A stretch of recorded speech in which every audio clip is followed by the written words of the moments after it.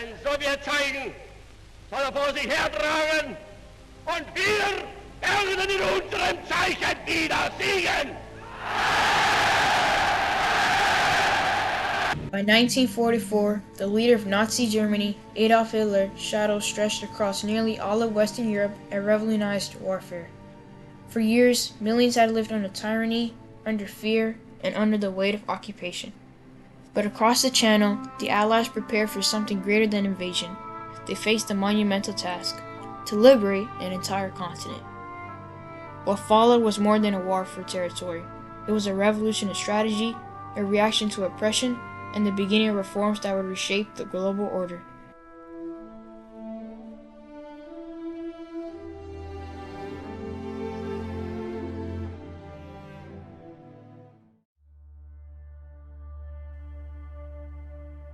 June 6, 1944. As dawn broke over the English Channel, thousands of Allied ships filled the horizon.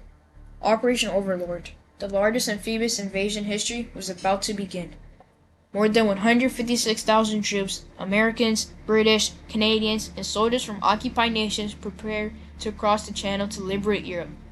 At their head stood General Dwight D. Eisenhower, Supreme Commander of the Allied Expeditionary Force. In his Order of the Day speech, he told them, "The eyes of the world are upon you. The hopes and prayers of liberty-loving people everywhere march with you."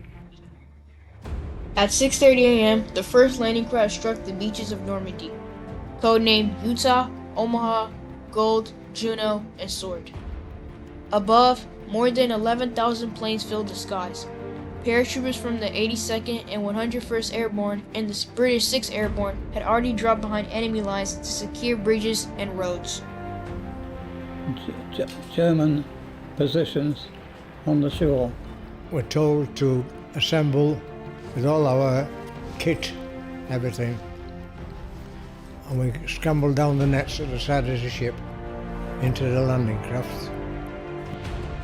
The cost was immense. On Omaha Beach, American forces faced deadly resistance and heavy losses, but by nightfall, the Allies had gained a foothold on French soil. D-Day was more than an invasion. It was a revolution in modern warfare, land, sea, and air working as one. Thousands gave their lives, but their courage began the liberation of Western Europe.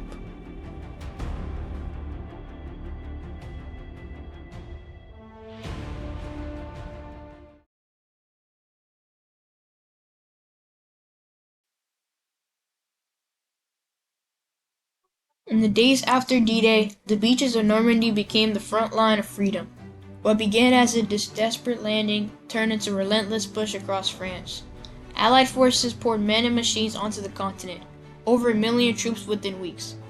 General Omar Bradley commanded the American advance, while Field Marshal Bernard Montgomery led British and Canadian forces in the north. The Allies faced fierce resistance. Every village, every hedge, and every road was a battlefield. The Battle of Caen raged for weeks, and the breakout of St. Lo came at a terrible cost. Yet, with determination and overwhelming coordination, the German lines began to crumble. By August 25, 1944, Allied troops and members of the French resistance entered Paris. Crowds filled the streets, cheering as the French flag rose once again above the city. Today the free world may see Paris again, and Paris rejoins the free world. General Charles de Gaulle declared, Paris, Paris outragé, Paris brisé, Paris martyrisé, mais Paris libéré.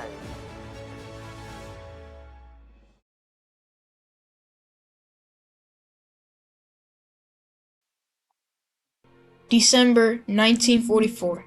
Europe lay locked in one of the coldest winters in decades. The Allies believed Nazi Germany was finally breaking, its armies battered, its resources nearly spent. But deep inside the Ardennes forests of Belgium, Adolf Hitler prepared one last desperate gamble, a counter-strike meant to turn back the war in his favor. Before dawn on December 16, German forces unleashed a massive surprise attack. In the pre-dawn darkness, more than 200,000 soldiers, backed by tanks, armored vehicles, and waves of artillery pushed through the Ardennes, a region so thick with trees and snow that the Allies believed a major offensive was impossible. They were wrong. The sudden assault shattered the thinly held American lines, throwing units into confusion and driving a deep wedge into the Allied front. On the maps at headquarters, this sudden protrusion would be known as the Bulge, giving the battle its enduring name, the Battle of the Bulge. Across the front, American troops fought fiercely to slow the German advance. Small groups of infantrymen had crossroads, bridges, and frozen hillsides, buying precious time. In the town of Bastogne, the besieged 101st Airborne Division found itself surrounded, cut off from reinforcements and supplies. Still, they held their ground. When the Germans demanded their surrender, Acting Commander General Anthony McAuliffe replied with a single unforgettable word: nuts. For days and nights, the men in Bastogne and along the front endured brutal conditions. Temperatures far below freezing, snowstorms that blinded visibility, and the constant thunder of German artillery. Ammunition ran low. Food was scarce. Many soldiers lacked proper winter clothing. Yet, they refused to yield. Then at last, the weather cleared. With blue skies above the Ardennes, Allied air power rode back into action. Fighters and bombers struck German columns, supply lines, and armored units with devastating force. General Patton's Third Army broke through to relieve Bastogne, and the momentum of the battle shifted. By January 1945, Hitler's final offensive had collapsed. The Germans had lost tens of thousands of soldiers, along with tanks, fuel, and aircraft they could never replace. The Battle of the Bulge, his last great gamble, became the beginning of the end. From the frozen forests of the Ardennes, the Allies surged forward once more, over the Rhine, toward their final victory in Europe.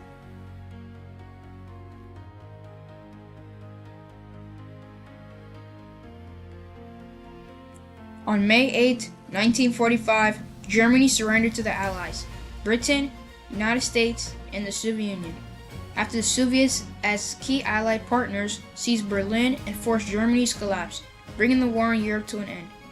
And then on August 6, 1945, a U.S. plane named Enola Gay dropped little bomb in Hiroshima, Japan, and then in Nagasaki on August 9, 1945, ending the war in the Pacific, which officially ended World War II.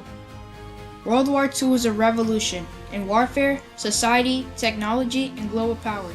Tanks, planes, and soldiers worked together like never before, guided by modern technology such as radar, which could detect enemy aircraft, and sonar, which could track ships from miles away, giving armies a crucial edge. In the aftermath of war, reform emerged as the world wanted justice and change. The Nuremberg trials held Nazi leaders accountable for crimes against humanity, especially the Holocaust, the systematic genocide of 6 million Jews and millions of others, set an example for international law.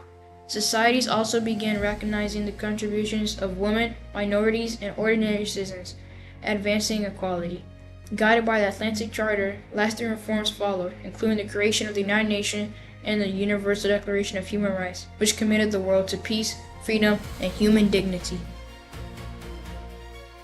Civilians, especially women, stepped into roles once considered impossible, helping keep nations running. As for the reactions, meanwhile, the United States and the Soviet Union raced to develop nuclear weapons, shifting the balance of power and setting the stage for the Cold War.